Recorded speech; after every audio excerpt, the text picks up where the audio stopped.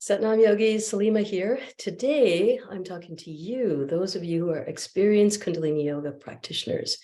Maybe you're a teacher, maybe you've been here for 6 months or more, you've developed a daily practice, maybe you've even given yourself the opportunity to do a 40-day practice. And so this is for you, because I know that there's places where you want to grow and you want to learn more, and it's beyond what your daily practice could bring you. So here are my 5 tips for helping those of you who have been around for a bit deepen your practice. Now, if you're just new to the channel or you're new to Kundalini Yoga, you can stay and listen too. It's always a good idea to have an idea of what's coming in the future so that you can build out your practice with where you want to go. So here's tip number 1 for those of you who are experienced. Journal your experiences. Yep, that's right. Pull out your handy dandy book. And every day when you sit down to practice, notice what comes up. Notice your eureka moments, the sensations in your body, or the places where you start to go into should or shouldn't or can't or wouldn't. Notice where it starts to turn, and then document that. Document that because as you go along in your journey, you have a written record of what's coming up, what you did to address it, and then how your day would have unfolded or how your evening would have unfolded after those realizations. Not just to turn on the practice and take it off our to-do list, but actually to reflect on what's coming up during those times.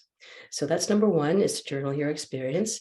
Number 2 is to lengthen your practice, but not just double up, not just do multiple kriyas, but find a meditation that really speaks to you, where you have that ginger ale moment where you feel like, this is exactly the medicine that I need, and go in and make those meditations longer. So for example, I have many 3-minute videos here on my channel that you might have already experienced and explored. Think about then turning off the video and extending the time. Maybe you go to 5 minutes, maybe you go to 11 minutes, and really seek out a longer meditative experience. This will challenge your focus, will challenge your concentration, will challenge your ability to sit, all sorts of interesting things, and not to mention what the meditation is designed to do. And that will give you a little bit more leverage, a little bit more insight, and of course, journal. Number 3 on my list is to really focus on your breathing practice, your pranayama practice. The word pranayama in Sanskrit, pranayam, prana meaning life force, life sense, and yama meaning control. So controlling the life force. And when you control the life force, you really start to amplify everything that's happening in the kriya, everything that's happening in the meditation. So you'll notice that each time that I teach, each time there's a video here, I always start with a breathing practice, because that's where the magic starts to flow. That's where we oxygenate the brain. And when you have a bigger, fuller brain, you also have a stronger, more sensitive mind and intellect. So the brain and the mind go hand in hand. The brain is the organ, the mind is how we use it. And so using pranayama is a really good way to do that. There are many samples here on my channel, but let me give you a few. Long, deep breathing is really excellent. Alternate nostril breathing, again, you can find examples of that. There's square breathing, inhaling for 4, holding for 4, exhaling for 4, and retaining for 4. There's Sitali pranayama, which is a cooling breath, inhaling through the mouth and exhaling through the nose. So all of those are really helpful. They're beneficial. They really allow you to step into the next place of your practice and deepen your growth. But the next 2 are really interesting and more a way for us to work together. Numerology is the science of your date of birth, and exploring your date of birth in order to understand your soul map. And when you know the reasons why you come, what your lifelong challenges are going to be, how to leverage your gifts, how to use Kundalini Yoga to create transformation, you have a lot of amazing information to work with.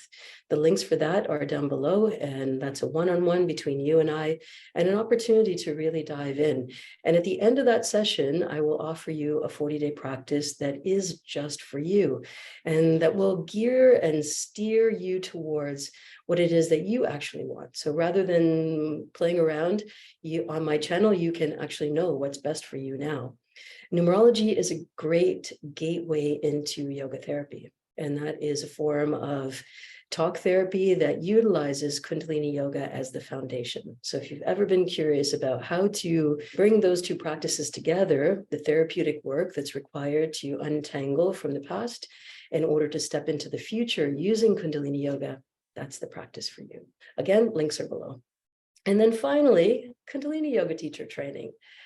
This is like eating Kundalini Yoga with a knife and a spoon and a fork and everything, and making it a delicious meal for yourself, using the year that's ahead of you to really leverage your practice, understand how the practice works for you, build a community, create space with mentors in the program, and really do a deep dive and to understand how you can use Kundalini Yoga as a personal transformation tool so that you can impact your community, you can impact the world, and you can be a leader in your life. Well, please do drop a comment. Tell me how this is working for you, if you've leveraged any of these practices. And of course, if you're curious about Kundalini Yoga teacher training or numerology or yoga therapy, drop a comment below. I'll be in touch real quick.